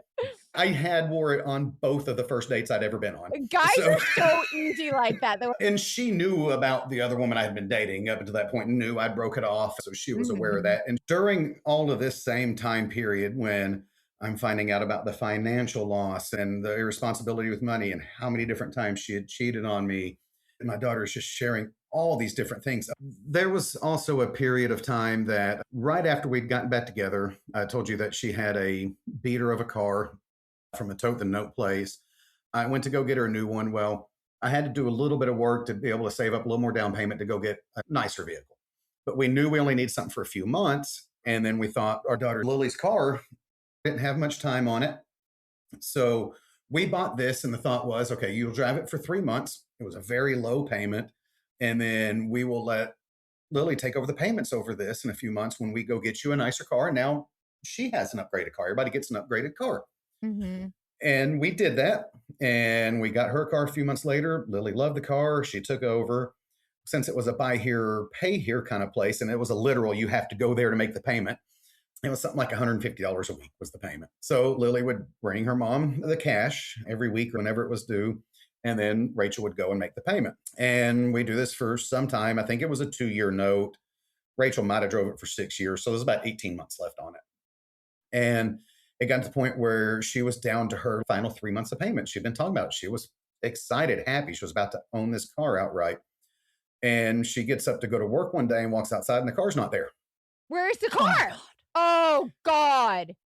It got repoed. Oh my gosh. So she calls you probably in tears. Yes. Oh. Rachel had not made a single one of those payments. She took the money from Lily and did not make the payments. That baby was giving her money. And she, what was she doing with the money? So I've never been able to figure this out. And this was a good couple of years before we eventually get divorced. And I remember Lily came over with a boyfriend because those two had been arguing over the phone and I'd been staying out of it because I had little to do with the money. I hate to say it, but I really didn't. So I just trusted her to handle it. And she comes over one night, Lily does, with the guy she was dating at the time who happened to have been working in the bank or something. So good with money. And she came over and it's like, here's where I give you money. She was like, I've Venmo'd you sometimes and here's the record. And then other times I've done this. And she had a spreadsheet with everyone because she had missed one or two, not going to lie, but did eventually catch up. But she had a very detailed record of it. Mm-hmm. And we were all sitting at the table. She was going over this and she brought this boyfriend for support because she admits she's not that good with money or this and that. And I am a numbers person. So I'm just doing this in my head and I'm keeping up with it. But throughout this whole period, Rachel's like, you didn't do that. You didn't. Just had this compelling story and all this and how it Oh, didn't so she's denying that she was paid from Lily? vehemently. And I'll be honest with you, I hate it, but it got to the point where I'm like, okay, Lily, your irresponsibility is not our fault. You didn't pay this. You should Oh, have done this. You clearly didn't. Because no. why in the hell would my wife be lying about this? And Lily left in tears. Oh, She had no car. God. She was 3 months away from having it paid off. She has no money for down payment on a new one. She's been paying. She's Yes. been stolen from. And it was only a couple years later, we're divorced, and Lily started talking to me about it. And she's like, I made every one of those payments. And I was just heartbroken at the time. I'm like, my God, I know that now. And I sided with your mom. I am so sorry. Well, She threw away thousands and thousands of dollars on this. But that's your Oh, wife. Of course you're going to side. Like you. I felt like it was my She obligation. was good at what she was doing. She was good at convincing you and gaslighting you. Very, very. So after the divorce, I had my own bank account and was getting control of my money and depositing and watching it. At this point, I'm making the same salary I'd been making for about 2 years prior, and realized after about 3 months that I was able to pay every one of my bills, buy groceries, take the kids out almost every week and entertain them, do stuff, and put money in a savings account. So where every was week. it all going? I have no idea. We had never, ever had a savings account, not once up until that point. And 3 months in, I've got more in savings than I've ever had in my entire life. And every one of my bills was paid on time and early. And I confront her and well, you just don't know how expensive it was. I'm like, no, I'm doing it now on one salary. And I know exactly how She had expensive a problem. everything is. And could just never, ever get her to own up to it, to admit it, to tell me where the money went. So we I have know no that you idea can- where she spent all this money or how she got y'all so far behind. No. And I know the little things like $10 at Starbucks every day adds up and all this, but it Sure. doesn't get you $18,000 in debt. No, that's a Right. lot. I think there's a lot about what she was doing on her own time that Yes. Yeah. we'll never know because she is convincing herself a lie. Yes. I have one more big bombshell. Oh my God. Okay, we're ready. So I told you I've been dating that poker dealer for a while, and the whole family loved her and everything at first, but it got to the point where the kids didn't love her and I didn't really see it going anywhere. And I actually ended that one. But it was, again, just like that first relationship. It was what I needed. I had a blast for 6 or 7 months. She Sure. was fun, everything. I needed it, but it was time to move on. I went back onto Bumble and I spent a few weeks on it, made some connections, went on a few dates until I actually wound up meeting the woman that I'm now married to. And as a matter of fact, we've been married. Tomorrow will be 1 month. Oh Uh, my Yes. Congratulations. Thank you so much. And I will tell you that I would do things differently, but all of the shitty things that happened to me got me where I'm at now, so I don't regret them. Love my life, Aw. my wife. I am so happy. My 5 kids grew to 8. Yes, 5 of whom live at home every day, and the others are grown and whatnot. But You got new babies. I do another set of twins, No way. Shut up. 11-year-old twins. Crazy. So when you met, I guess tell us the rest of the bombshells if there are more things to tell us about Rachel, but then I want to hear how you made this relationship turn into marriage, healthy marriage. So I met Selma online, who I am now married to. We'd been together for almost a year, and I'd already proposed, and we knew we were going to move in. We had actually timed it a relatively long engagement because we wanted to get married right before spring break so that we Yeah. could go on a honeymoon and know the kids were taken care of and didn't need to get taken to school. Cute. During that time period, we both had our own houses, and we sold them so we could buy a new house. Oh, you both were And- able to sell your houses. That's awesome. We were able to sell our houses. Now, I knew I was going to get hit for that $18,000 Yeah. that was going to come off. But luckily, I bought a house in a good part of town. When the market was lower, I was going to make a huge profit. She was making a good profit on hers. I knew I was going to make a huge profit. We sold it. My house was on the market for 6 hours and it sold for above Nice. asking. Nice. And get the paperwork and everything. And they tell me how much my check was going to be. And I'd already done the math. I knew what I owed. I knew what it was. I can subtract and these fees and this. I had a general No. idea. It was smaller by $42,000. Apparently, a couple of years prior, Rachel had gotten $42,000 behind on the mortgage and never told me, and had filed a forbearance and forged my signature on that paperwork. And I took a $42,000 hit on the sale of my house that I did not know was coming. You are kidding me. Mm-mm. I wish I was. Oh How my did she get away with God. that? So the notary that notarized it was her cousin's husband. Did you sue them? Are we suing them? Are we calling the cops? What are we doing? No, so she would absolutely be thrown in jail in due time. Selma talked me out of it. They wouldn't do anything for the kids to have their mom in jail. Very mature. Did come in handy. Oh, that's leverage for sure. Lily had given me advance warning that Rachel was going to the Attorney General's office to file child support. Go ahead, bitch. I have custody. They live with me. Yeah. You signed the paperwork saying this, so she didn't want me to reveal her confidence, but what it did was it gave me heads up. I'm calling lawyers, I'm talking to people while I'm waiting on this letter to come in. I get my ammo. The first thing they tell me is, when you get this, you're going to file for child support on her, because I can't believe she's not paying you child support. So I finally get the letter from the AG and I give Rachel a call. I said, so you want to explain this letter? She goes, well, I just think it's not fair that you're making all this money and you're doing this well, and I have to suffer, and I can barely afford to feed the kids when they are over here. So I think you're due. So I said, okay, that's fine. And I told her, I go, this is what's going to happen next. You are either going to have this reversed by the end of this week, or I'm going to go ahead and pay this deposit with a lawyer. They're going to file this. You're no longer going to get to have the kids every other day like you do now. You're going to every other weekend. I'm filing child support on you. And by the way, do you remember this insurance check and this forbearance letter that you forged my signature on? I've already checked. The statute of limitations is not up on either of those, and I'm going to have them filed at the beginning of next week. And would you know it, within 3 days, I got a letter from the AG saying the case had been dropped. Period. Wouldn't you know Don't it? even Oh, try, be darned. girl. How nice of her. Not only that, but on the paperwork, she wrote that she had custody of the kids. Also, you lied to the Attorney General. And that's an easy one to That's prove. like an easy thing to. That's like a she's so felony. delusional. Oh my God. You could I still have a few Oh. years on the statute of limitations on all of that. I was about to say, you still have time on the statute of limitations. I do. And I've got Not bad documentation. to keep that. I mean, you were kind of smart to be like, I know this might come in handy. I don't trust that you're just going to walk away. And anybody who says anything like, oh, that's kind of shitty, you would hold that over her head. Hell yeah, because clearly I need a bullet in the chamber. It's so obvious that she is the villain in this story. Who does she think she is? So one thing that I haven't mentioned is about 3 years ago, Lily made Rachel and myself grandparents for the first time. Oh, I have the sweetest little granddaughter. Thank you so much. Lily had actually moved out of state before having the kid, which was just absolutely awful. My first grandchild out of state, and I barely get to see her. And she came and spent a couple weeks with me when she was old enough to fly, 6 weeks and all this. And I flew over there to see her.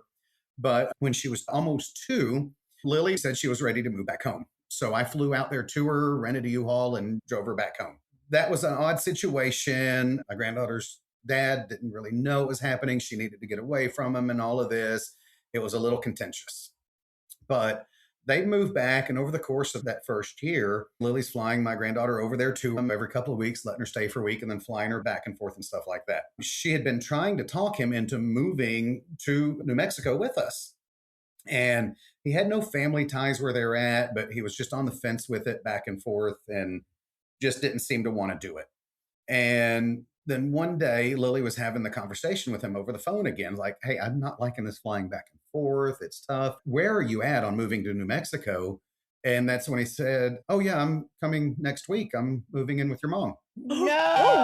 oh boy, oh boy. Why? So first of all, not only did Lily not know this, apparently those two have been in communication the entire time. They chat on Instagram, they text, they everything. Are they sleeping together? Oh, God. I am only about 90% sure, yes. No! Lily and Selma and all of us, yes, about 90% sure. And what the fuck is Lily doing about that? She is livid. I would lose it. So before that, Lily lived with Rachel for about 6 months, and it became insufferable. She couldn't stand it. She doesn't have the best relationship with her because she's pissed off at what she did to me. And Rachel was always on her about rent and who charges their child rent. But she was, and always on her. And it's late, and you ate my this, you drank my Dr. Pepper, you did this. And it got to the point where she was just, I can't take it anymore. It would be cheaper to go get my very own apartment. She did. And then when she found out that he was coming over and was going to be moving in, she also found out it was going to be rent free. Oh my God. She's Her own sleeping daughter had with to him pay. for sure. She's sleeping with him. As Mackenzie likes to say, the audacity. The audacity. I don't know where she got that audacity, but she got put it on back. Amazon for $18,000. Yes. She forgot she ordered it in her sleep, but she needed to go return it. Yeah. You guys Yep. solved the mystery for me. There it is. Disgusting. Oh my God, I'm so sorry for your family. He was a couple years older than Lily, but still a lot of years younger than Rachel. What? I'm shocked. And he lived there for close to a year. So he don't live there no more? No, he recently got himself an apartment with a new girlfriend. Oh, wow. Oh, someone. Oh, boy. Ironically enough, I never could figure out how Rachel was affording to live in a rental house as opposed to an apartment for so long. But shortly after he moved out, she did wind up losing that house and just recently had to move back into another apartment. So maybe it was rent-free, wink, wink, but then a little dry begging happened where you're like, oh no, I can't make the payment. And then he's like, well, I'll do this month. Alrighty. So Lily doesn't have a great relationship with her, understandably so. The youngest twins are the only ones that do. The older twins and Noah, when it first happened, did not speak to her for months. Oh, man. And truth be told, it was only because they saw us getting back together that they started to have any relationship with her at all. Right. But even now, it's still very strained. Well, I imagine when you were getting back together and saw that happening, that must have felt like you were maybe doing the right thing, even though it felt Yeah, bad. that's It's what I like, was oh, about at to least say, I'm yeah. bringing this family back together in Right. some way. But I also felt like I was doing a disservice. The younger ones are a little too naive to it all, and that's their mom, and I wouldn't take anything from the world, so they don't have that opinion of her yet. But she's lucky that you care. And looking back now, do you think that she did take advantage of knowing that you would cave because you're such a nice guy or whatever? Without question. Like she Yeah. knew that you'd given because, oh, he's a nice guy. I would give her money during the off periods when we were off. It's like, oh, I want to take the boys to the movies. Can I have $100? And I would do it. She would find a way to make you feel bad about it as opposed to thanking you. Yeah. And I'll admit, I told her throughout all of this, I was miserable. There had been plenty of time throughout the years I thought about, I want a divorce. I want to be done with her, but I wouldn't because of the Yeah. kids. And frankly, because I was afraid I'd lose everything. I don't want to start over. And I didn't know it could go as well as it did. And I told her, you know what? Through you running through all of my finances, you keeping us in the poorhouse, you yelling all the time, I would have never divorced you. I would have stayed married for the rest of our life just because that's who I am. Not because I wanted to, not because I loved her, but that's just who I was. I'm like, you finally Yep. found that line that I wasn't going to allow you to cross. And that is the only reason I am where I am now, which is obviously 1,000 times better of place. And I'm so glad it happened. I wish I didn't lose all my friends and my best friend in the world and all that in the process. But outside of that, man, I couldn't be happier. Now that you're there, tons of people do the same thing or feel the same way where it's like, I will put up with so much for my children, for my family. How much should you sacrifice of your own happiness to keep your family together? I guess if your kids were in the same situation, what would you tell them? I would give somebody else different advice than I gave myself and be happy. Even my younger kids, I've heard from my parents and other, they talk about how much happier dad is and how much better their life is and how happy they are. And is there that piece of them that want mommy and daddy to be married still and be a family? Without a question. But the happiness shows. They know I'm happier. They're happier. It's a little difficult going back and forth with two houses, but I don't think they would have it any different way either. So don't wait until it's too late. Don't wait forever. It's two bad options to either stay together and be unhappy. That'll be hard for the kids, or to separate and find happiness. That will be hard, but you're right. I think that's so real. They like see you happy, and that makes all the difference. And It they does. know, Yeah. no matter how young they are too. Yeah. And they're Aw. 14 now. They adjusted so much better. I was worried because they used to have both parents at home, and I've always gone to work early in the morning, and mom would wake them up and take them to school. And here they are in 5th grade, and they live with me. And it's like, you know what? I have to leave before they have to wake up. I'm going to have to rely on them to wake themselves up. And I can get their lunch ready the day before, but get to the bus stop. And I was terrified it would never happen. And those first few days it had to happen, I went late to work and I would go around the corner and park and just to spy and make sure they got off. I wanted to make sure they got to the bus, doing research on my children. And they took to it from day one and never had a problem and did it for years. And now we're back with another family unit. We have all that again. Someone may not be their mom, but they live in a family home again. And we have all of those advantages. The only difference is it's a happy home. And Selma's And talked what a about it. difference that makes. It does. And Selma talks about it all the time. All of the kids, my kids, her kids, they'll see us standing in the kitchen and kissing or something. They'll do it, kids, and ew, gross, or get a room and everything. And she makes the comment, I so want my kids to grow up on a house where they're saying, ooh, gross, because we're so affectionate, as opposed to, would y'all stop screaming? Yes. That's so true. Yes. Oh my gosh, that makes me so happy. I have a question about when you first started dating, again, in general, and also Selma specifically, because we talk a lot about how when men go on dates and say like, oh, my ex was crazy, like she was such a bitch. It's kind of like, all right, well, there's two sides to every story. And usually that's a red flag. Yes. You have a crazy ex. How did you communicate that in a way that didn't make you a red flag? So I was very aware of that. And when you're having those conversations on a first date, first of all, I'm someone that'll turn anything into a joke if I can. And it's like, hey, why are you single? What happened? And I would say, oh, well, we had a disagreement. She thought we had an open marriage. I didn't. We couldn't seem to come to terms on it. We split up. I would Good lead line. with that. And I would say, look, I don't want to sound like that guy, but she cheated on me with my best friend for years and years. It wasn't the only time. And that was it. And I wouldn't get too much deeper on first or second or even third or fourth dates. Now, Selma and I are closer. And when we met, we formed a really strong bond. We both knew we were it for each other within weeks. And so I was able to share more, but I led with that. And she has not as drastic. She had a very rough patch of it too. Her story's not that much better with her ex-husband. And I would lead with, I don't want to sound like this guy, but hey, here's what really happened to me in my life. And yeah, she doesn't like Rachel any more than I do. Well, a couple things that you did that I'm like, oh my God, checked such good boxes is like gave enough information at the beginning, but waited until it was a little deeper in to go into it. And then also prepping a line, like preparing what you're going to say when that question is asked is good because it is a tough question. And the fact that you like had your joke locked and loaded in a way that anybody was going to be like, oh my God, that's horrible that happened to you. But also you have a good attitude about it and are ready to move forward. Great advice for getting back out there and telling your story. And then your wife was like, oh my God, I listened to this podcast called The Dating Detectives and I believe you because the shit happens. She really does. Thank you both for listening to me. She is such a huge fan of yours. And I'll admit, I was unaware of the show other than hearing it on her phone all the time. And when we get in the car, that's what pops on. She actually composed the initial email to you guys.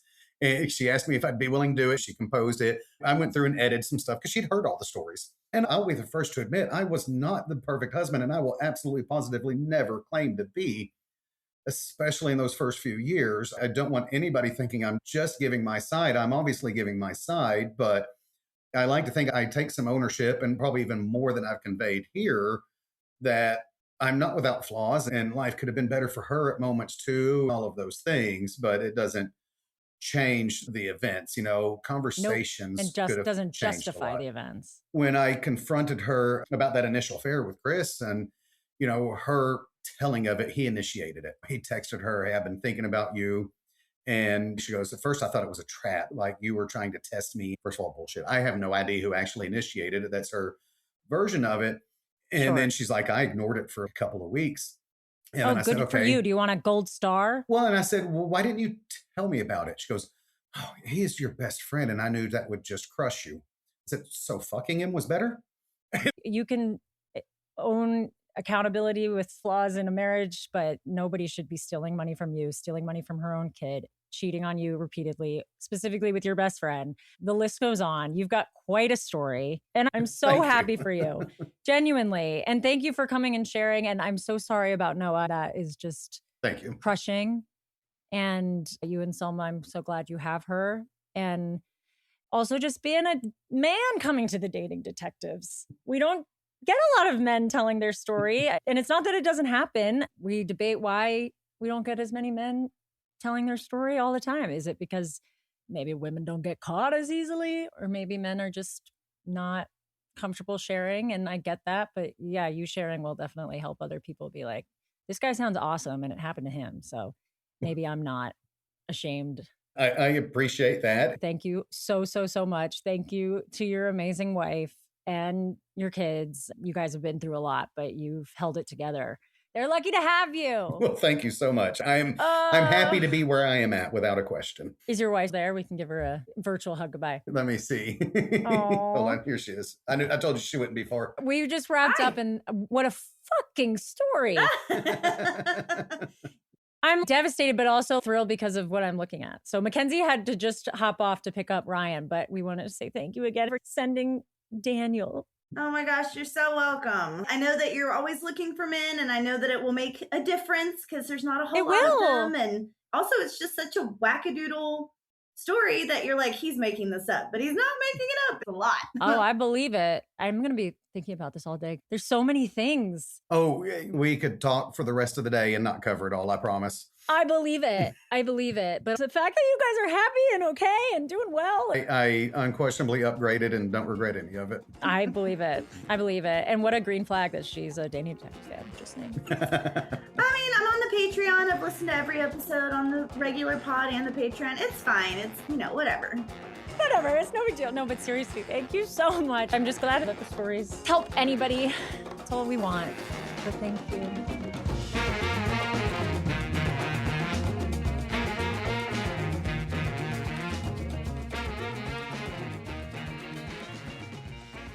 Oh my God. So, okay, first of all, I'm so glad that he's happy. I'm so glad. Daniel deserves to be happy. And we love his wife. Again, thank you so much for encouraging him to talk to us.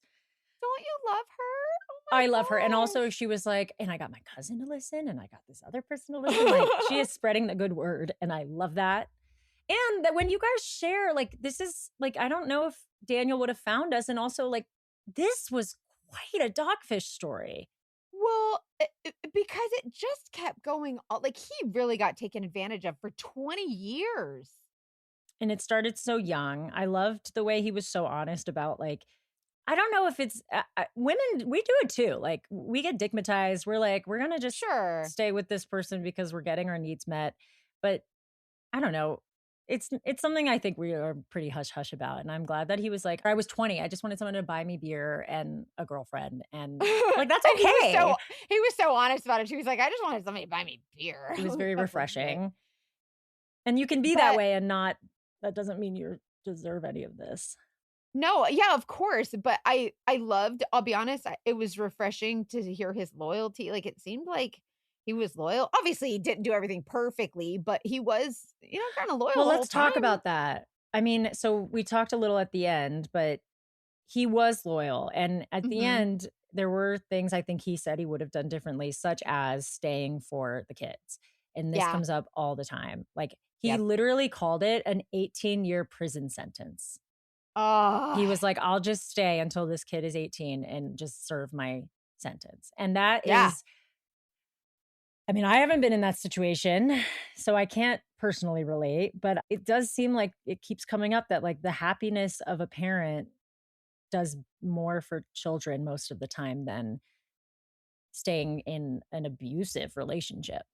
Right. I think it's hard to be a good parent who then has to make a decision that will hurt your children. Yeah. Even though it's the right decision in the long run. It's true. I hope you want your kids to have better than you did. There were so many moments. I mean, if anybody gets anything out of the story, I hope it's that like that lesson, and then also like know your finances, which is so easier said than done. He said as soon as she was out of the picture, I was paying things. I was like, I could afford everything. She kept saying we're broke, but we suddenly were not. And the only difference was like, she was gone. He's like, what are you talking about, man? I got savings. Like, this is legit. What are you doing? So I just was listening to another podcast. I've mentioned it on the show before, but I would like to give it a shout out again. Not sponsored, although I would love to collab with them. It's called Money for Couples. Oh, yeah. You've talked about them before. I love it. Ramit is the host, and he is like a financial advisor. And it's literally couples coming on who are in usually deep shit financially, but it's like couples therapy meeting financial assistance because it's so emotional. It's not Mhm. just about the numbers, it's often Right. about the psychology. And in this case, obviously, I think it would be a unique situation given that she is absolutely gaslighting, lying, and Yeah. manipulating him and just stealing. She's stealing. But 100%. I'm just bringing up the podcast as a recommendation for anyone who has difficulty talking about money, which I'm pretty confident is 99.9% of people. Like they're such hard conversations. So he is Very. my fave. And there's if you have other financial resources, let us know because that's like the ticket to freedom and security. And she did not make that easy. I mean, where was the money Clearly. going? Where was the money going? We still don't know. Amazon Nesia, I have not heard you say, and that cracked me up. I made a video of it and I was like looking out the door and I was like, and the boys make fun of me. They're like, what did you order? And I'm like, I don't remember. And they're like, you don't know what you ordered? And I'm like, well, I do know what I ordered, but I don't remember what I ordered. Like, do you know what I mean? Like, then you open it and you're like, oh yeah. Here's the thing, Mackenzie. You are a hardworking woman who is self-sufficient and can spend your money when you have it, and that's allowed. She was a lying money. thief.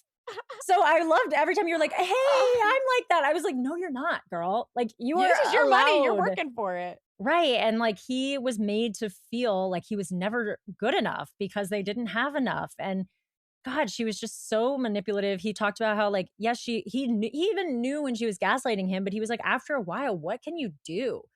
Like, what do you even do? You can, I was thinking about that because I think it's easy to be like, well, you know, they're lying to you. Why are you putting up with it? And it's like, because I've got shit to do. I've got kids to raise. I've got money to make. What do you expect me to do? Right. His best friend. Oh, Chris? it was interesting to me that he said, I expected this from her, but not from him. And Yeah, I I thought get that was that. very telling. Like, I was like, oh man, that's a hit for sure. I get it. Because didn't even expect it from his best friend. Like, he was like, her, yeah, but him?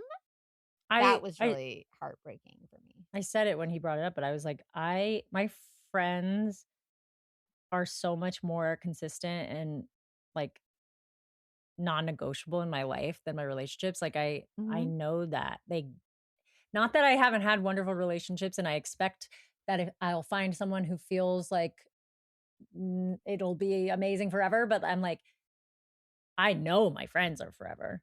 Yeah.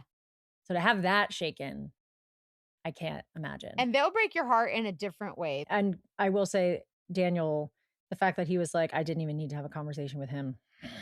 He's a bigger human than me. He was the bigger person in that scenario.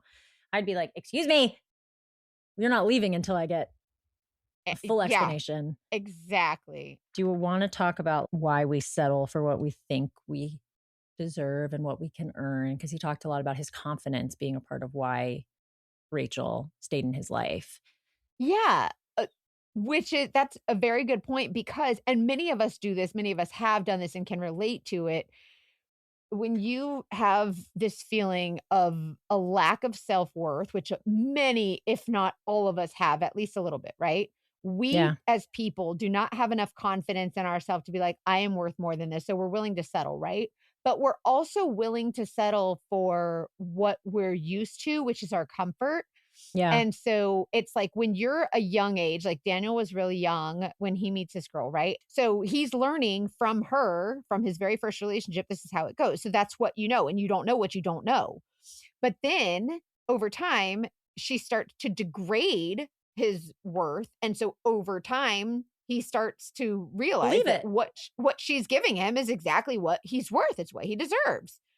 And so that's kind of, but I know guys are different than girls in that way, but it's kind of not like we're kind of still all I'm humans. glad he was open about feeling insecure about his appearance and his weight and dating after 20 years. Guys, like, guys too. They just don't talk absolutely about go it as through that. much. Yeah, and there's also the scarcity mindset where you're just like, yes, this isn't good, but maybe this is my lot in life. Like maybe there's just not there's not a better option out there for me, and we do have to really work. I have to work on that. Like we all have to work on that.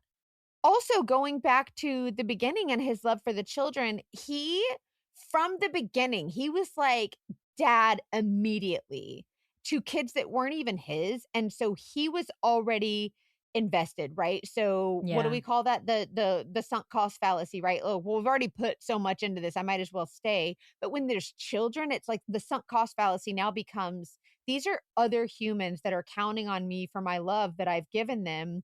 And now I can't take that away from them, right? So now it's not Right. just this sunk cost fallacy. Now it's I've involved these humans in my life and I've superimposed myself into their life. I can't let them go. And because he's so loyal in his character in general, that's kind of what kept him on the hook was those kids. And good for him.